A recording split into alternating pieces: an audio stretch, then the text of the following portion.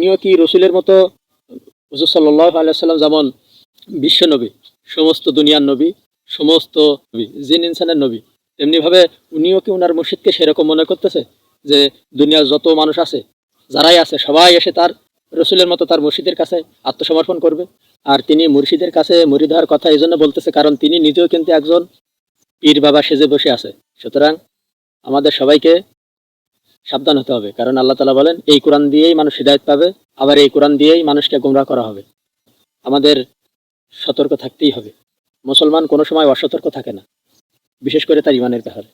আমার আসলে বুঝে আসে না যে আসলে উনি বোকা নাকি সমস্ত মানুষকে বোকা বানিয়ে রাখতে।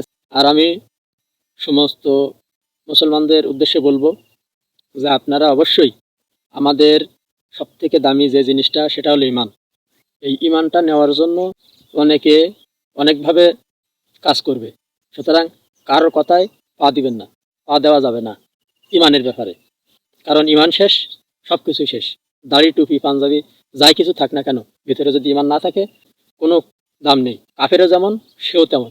যদি ঈমান বাঁচাতে যান এই সমস্ত লোকদের থেকে সাবধান। হুজুর সাল্লাল্লাহু আলাইহি ওয়াসাল্লাম বলেন আমার উম্মতের মধ্যে ৭৩ দল হবে, তার ভিতরে এক দল যাবে জান্নাতে, আহলুস সুন্নাত ওয়াল জামাত, বাকি ৭২ দল যাবে জাহান্নামে। এখন এই বাকি ৭২ দলও কিন্তু দাড়ি টুপি পাঞ্জাবি সবাই থাকবে। সাধারণ মানুষেরা তাদেরকে মুসলমান মনে করবে, বড় পীর মনে করবে।